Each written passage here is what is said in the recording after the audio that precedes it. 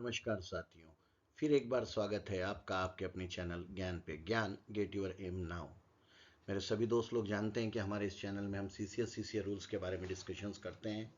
आज के इस वीडियो में हमने जीएफआर और एडवांस के बारे में डिस्कशन लिया है, जिसमें हम 20 क्वेश्चंस को डिस्कस करेंगे। दोस्तों, जानबूझ के मैंने इसमें ज़्यादा क्वेश्चंस नहीं ऐड किए, क्योंकि बहुत बड़ा वीडियो, अगर लेंदी वीडियो हो जाए तो देखने में बड़ी कठिनाई होती है। 15 से 20 मिनट का वीडियो बनेगा। इसकी पहला वीडियो मैं ऑलरेडी यूट्यूब चैनल पे डाल चुका हूँ, जिसके डिस्क्रिप्शन आपको मेरे नोटिफिकेशन बॉक्स में मिल जाएंगे। और हाँ दोस्तों, अगर अभी तक आपने मेरे चैनल को सब्सक्राइब नहीं किया, जो लोग पहली बार विजिट कर रहे हैं वो सब्सक्राइब कर लें, लाइक करें और बेल आइकॉन दबा दें, ताकि मेरे आने वाले सभी वीडियो के नोटिफिकेशन आपको वक्त से मिलती रहे। तो चलो दोस्तों, शुरू करते हैं। हमारा पहला सवाल, what are the major components of the non tax revenues. जो नॉन टैक्स रेवेन्यूज होते हैं उसका मेजर कंपोनेंट्स क्या होते हैं? Number 1 dividends, number 2 profits, number 3 transfer of surplus from RBI, या number 4 all of the above. तो दोस्तों, इसका सही आंसर है option number 4, all of the above. मतलब उपरोक्त में से सभी, डिविडेंड्स भी आते हैं कंपोनेंट्स में, प्रॉफिट भी आते हैं, और जो ट्रांसफर होता है सरप्लस फ्रॉम आरबीआई, वो भी सब डिविडेंड में, टैक्स रेवेन्यूज में काउंट होता है।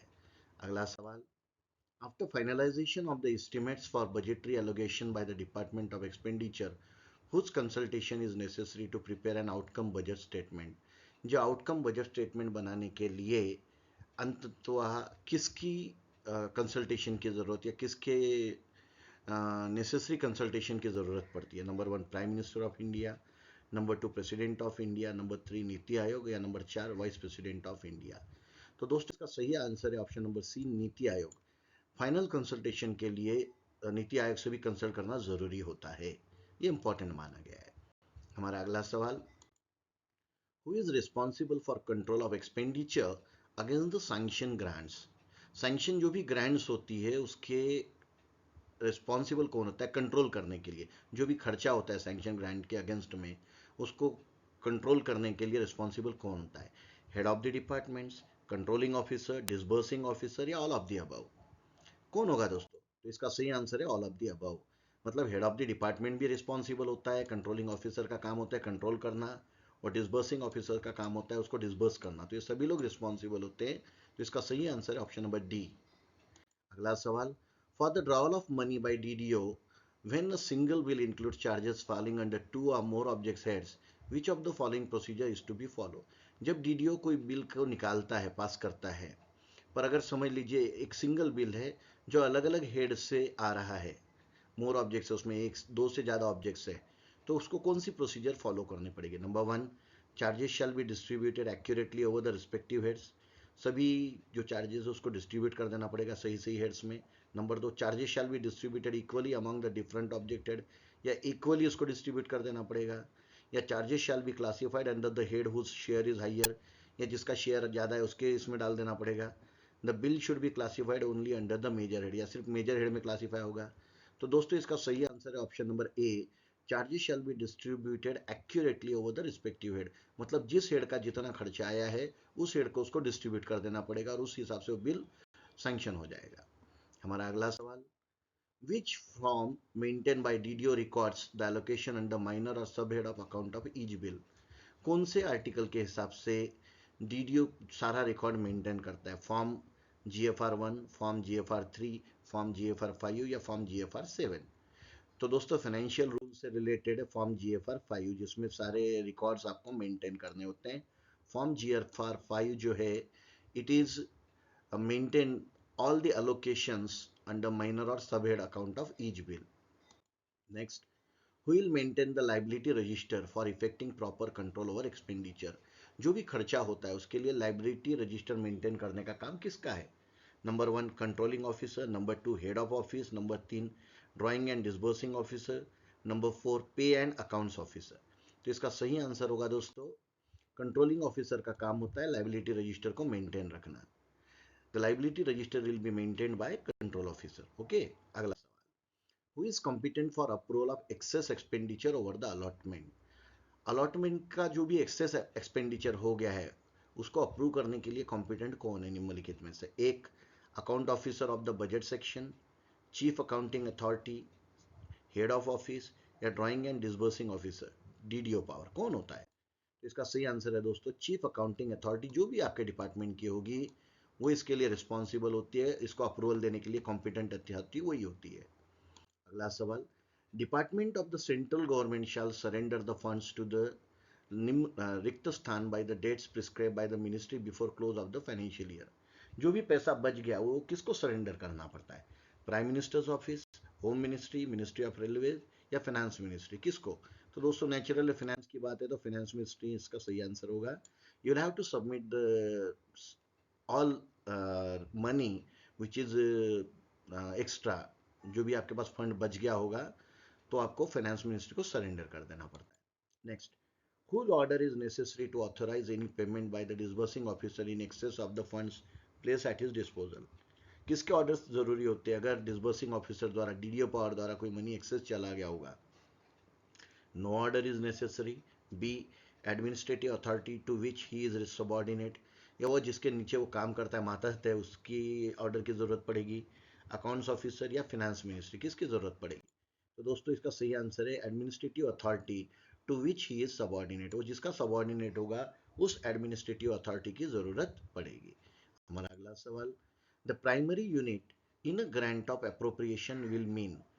प्राइमरी यूनिट कौन सा होता है ग्रांट ऑफ अप्रोप्रिएशन के लिए? Number 1 major head of account, number 2 minor head of account, number 3 object head of account, number 4 none of the above. तो क्या होगा दोस्तों? तो इसका सही आंसर है option number C, object head of account. This object head of account is primary unit in a grant of appropriation. Next, what are the duties and responsibilities of the chief accounting authority? Chief accounting authorities की duties और responsibilities क्या है? To be responsible and accountable for financial management. Financial management के लिए तो जिम्मेदार होता ही है. To ensure that the public funds appropriate to the ministry or department are used for the purpose for which they are meant for. जिसके लिए वो department के लिए जो फंड दिया गया वो उसी में यूज हो रहा कि नहीं ये चेक करना. To be responsible for effective, efficient, economic and transparent use of the resources of the ministries or departments in achieving the stated objective. या सभी जो भी डिपार्टमेंट के जो भी टारगेट्स है, गोल्स है, वो अचीव होने के लिए उसमें इफेक्टिवनेस, इफिशियंसी और इकोनॉमिकल और ट्रांसपेरेंसी लाने का काम भी उसी का होता है. तो दोस्तों ये सारी ड्यूटीज चीफ अकाउंटिंग अथॉरिटी की होती है. तो इसका आंसर क्या होगा? तो इसका आंसर है all of the above, number 4 D जो है ये इसका सही आंसर होगा. हमारा अगला सवाल, who will prepare the accounts of the union government every year showing the receipt and disbursement for the year, surplus or deficit generated during the year and changes in government liabilities and asset. तो ये accounts जो बनाने का काम है union government का, ये कौन करता है? जिसमें लाइबिलिटीज है, डिसबर्समेंट है और जो भी एसेट्स है ये जमा हुई है, करने का काम किसका है? Finance secretary, controller general of accounts, chief accounting authority, prime minister's office, किसका काम है? इसका काम होता है ये सर, ये होता है काम कंट्रोलिंग जनरल ऑफ अकाउंट्स का. ये जो कंट्रोलिंग जनरल ऑफ अकाउंट्स होते हैं ये सारे जो भी बजट बनता है उसका बेसिक तैयार करने का काम इन्हीं का होता है. Next, the report of the CAG controller and auditor general along with the accounts of the union government will be submitted to. ये जो कैग की रिपोर्ट है किसको सबमिट होती है गवर्नमेंट के अलावा? ये सबमिट होती है किसको? Finance ministry of India, prime minister of India, president of India, controller general of accounts. किसको सबमिट होगी दोस्तों? तो इसका सही answer option number 3, president of India को. वो जो कैग की रिपोर्ट है वो गवर्नमेंट के अलावा प्रेसिडेंट ऑफ इंडिया को भी सबमिट होती है. हमारा अगला सवाल, what is the period of accounts of the central government for which the annual transactions are recorded? Period क्या होता है अकाउंट्स का जिसमें एनुअल ट्रांजैक्शंस रिकॉर्ड किए जाते हैं?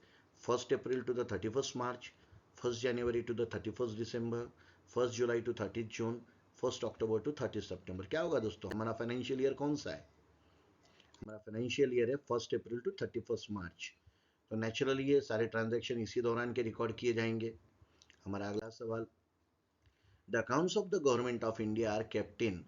भारत सरकार के सारे जो खाते हैं, अकाउंट्स हैं, वो काय में रखे जाते हैं? Number 1 consolidated fund, number 2 contingency fund, number 3 public account और number 4 all of the above.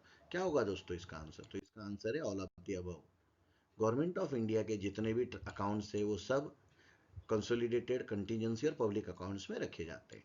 अगला सवाल, how many divisions are available in the consolidated fund of India? Consolidated fund of India में कितने डिविजन्स अवेलेबल है? Number 1 2 divisions, 4 divisions, 6 divisions, 8 divisions. कितने हैं दोस्तों? तो इसका सही आंसर है 2 divisions are available there in consolidated fund of India. हमारा अगला सवाल, what type of transactions take place in public account of India? Public account of India में किस तरह के लेन देन होते हैं, ट्रांजैक्शंस होते हैं? रिलेटिंग टू डेप्ट, रिलेटिंग टू रेवेन्यू, एक्सपेंडिचर और कंटिजेंसी, कौन से होते हैं? तो इसका सही आंसर है दोस्तों रिलेटिंग टू डेप्ट। कर्जे से संबंधित जो भी होते हैं वो पब्लिक अकाउंट में उसके ट्रांजैक्शंस दिखाए जाते हैं या होते हैं। हमारा अगला सवाल, who is authorized to open a new head of account of union and states? Union या स्टेट को अगर नया अकाउंट खोलना है तो कौन अथोराइज्ड है? Controller general of accounts, chief accounting authority, controller and auditor general, budget division, कौन होगा दोस्तों? तो इसका सही आंसर है कंट्रोलर जनरल ऑफ अकाउंट जो है कैग का जो चीफ होगा, कंट्रोलर जनरल ऑफ अकाउंट, महालेखाधिकारी, ये इसमें अकाउंट्स खोलने का अथोराइज व्यक्ति रहेगा। अगला सवाल, where are the objects head of accounts the union prescribed? जो ऑब्जेक्ट हेड ऑफ अकाउंट से यूनियन ने बताए हुए वो कहाँ पे होते हैं? Number 1 rule 8 of DFPR, number 2 rule 18 of DFPR, number 3 rule 8 of GFR, rule 80 of GFR। कौन सा होगा दोस्तों इसका सही आंसर? इसका आंसर है दोस्तों रूल 8 ऑफ DFPR। ये DFPR क्या है, इसका लॉन्ग फॉर्म मुझे कमेंट बॉक्स में कमेंट करके जरूर बताइएगा दोस्तों। इस वीडियो का आखिरी सवाल, transaction in government accounts are classified into? Government account के ट्रांजेक्शन जो भी होते हैं वो कितने अकाउंट में क्लासीफाई होते हैं? Number 1 major heads, number 2 minor heads, number 3 both A and B, number 4 neither A nor B। तो दोस्तों इसका कौन सा आंसर होगा? हमारे गवर्नमेंट अकाउंट्स के दोनों भी हेड्स होते हैं, मेजर हेड भी होता है और माइनर हेड भी होता है। तो इसका सही आंसर है दोस्तों बोथ A एंड B। तो आज के लिए दोस्तों इतना ही है। अगर आपने अभी तक मेरे वीडियो को सब्सक्राइब नहीं किया है, मेरे चैनल को सब्सक्राइब नहीं किया है, तो सब्सक्राइब करिए, शेयर करिए, लाइक करिए। और भी अगर कोई टॉपिक पे आपको वीडियो की आवश्यकता लगती है तो ज़रूर मुझे कमेंट करके कमेंट बॉक्स में बताइए। अब तक के मेरे सारे वीडियोस की लिंक आपको कमेंट बॉक्स में डिस्क्रिप्शन में मिल जाएगी। ज़रूर मुझे फॉलो करिए और ये जो बेल का बटन है इसको प्रेस कर दीजिए ताकि आने वाले मेरे सारे वीडियोज़ के नोटिफिकेशन आपको वक्त से मिलते रहें। धन्यवाद। आपका दिन मंगलमय हो।